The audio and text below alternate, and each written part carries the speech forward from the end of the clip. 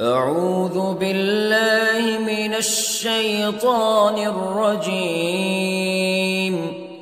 بسم الله الرحمن الرحيم.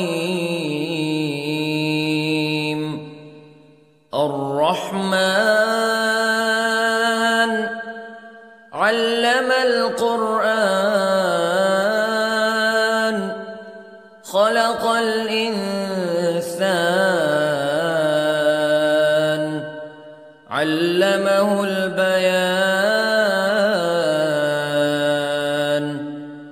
الشمس والقمر بحسبان والنجم والشجر يسجدان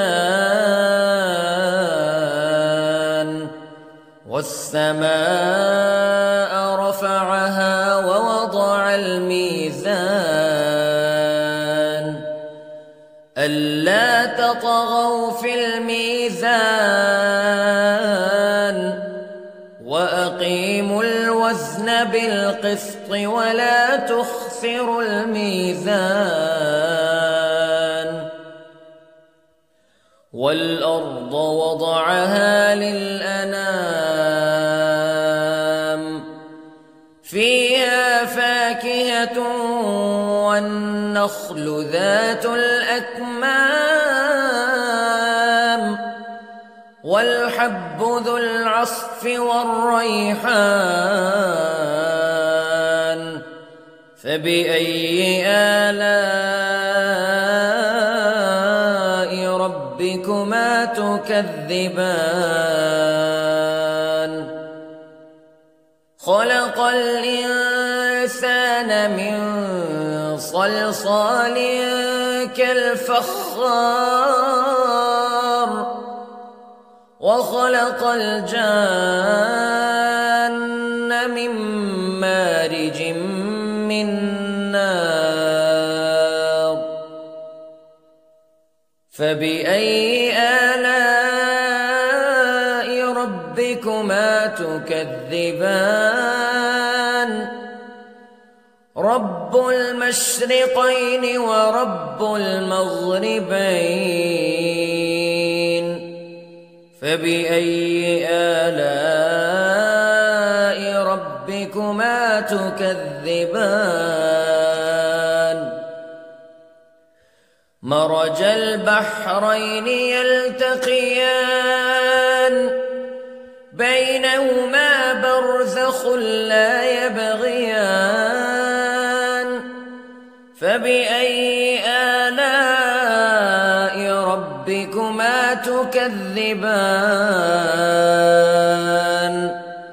يخرج منهما اللؤلؤ والمرجان فبأي آلاء ربكما تكذبان. وله الجوار المنشآت في البحر كالأعلام فبأي آلاء ربكما تكذبان. كل من عليها فان ويبقى وجه ربك ذو الجلال والإكرام فبأي آلاء ربكما تكذبان. يسأله من في السماوات والأرض كل يوم هو في شأن فبأي آلاء ربكما تكذبان. سنفرغ لكم أيها الثقلان فبأي آلاء ربكما تكذبان.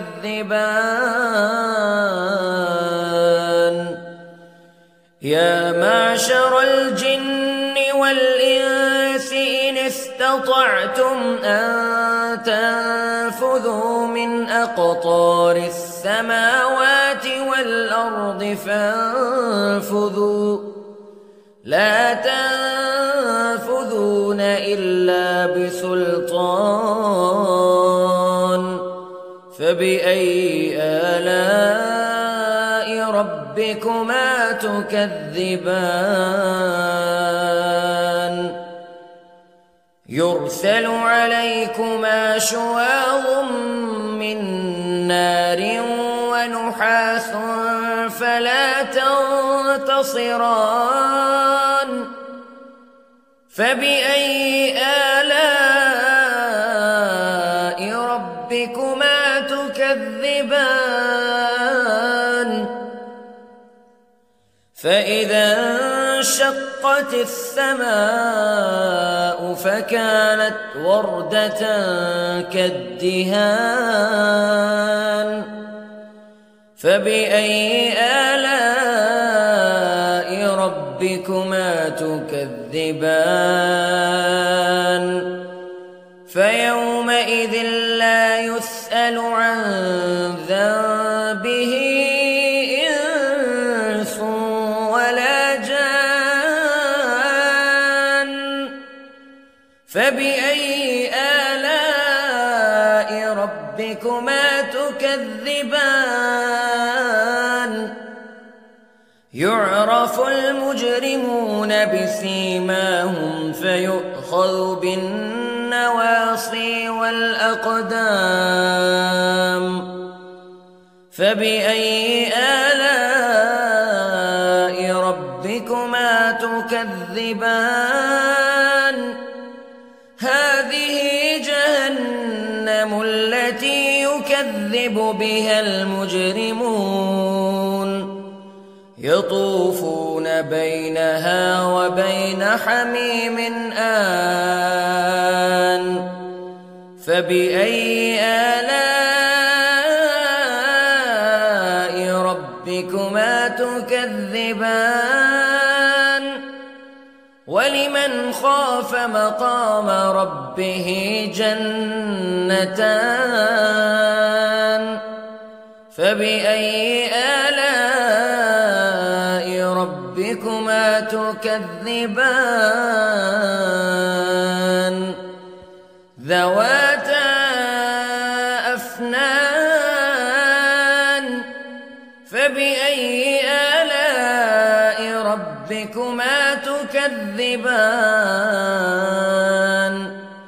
فيهما عينان تجريان فبأي آلاء ربكما تكذبان فيهما من كل فاكهة زوجان فبأي آلاء ربكما تكذبان متكئين على فرش بطائنها من استبرق وجنى الجنتين دان فبأي آلاء ربكما تكذبان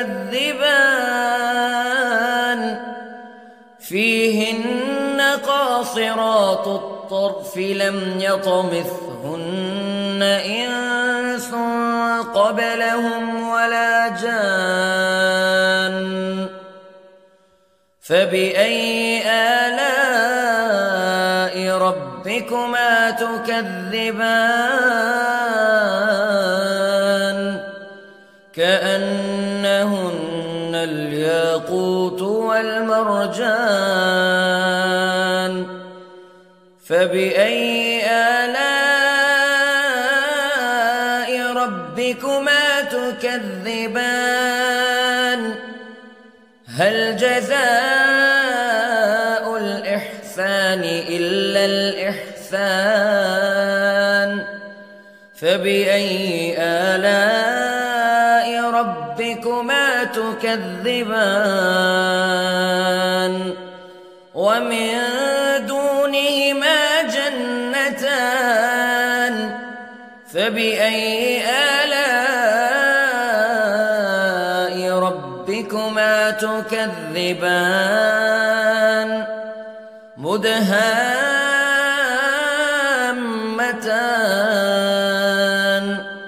فبأي آلاء ربكما تكذبان فيهما عينان نضاختان فبأي آلاء ربكما تكذبان فيهما فاكهة ونخل ورمان فبأي آلاء ربكما تكذبان فيهن خيرات حسان فبأي آلاء ربكما تكذبان حور مقصورات في الخيام فبأي آلاء ربكما تكذبان لم يطمثهن إنس قبلهم ولا جان فبأي آلاء ربكما تكذبان متكئين على رفرف خضر وعبقري حسان فبأي آلاء ربكما تكذبان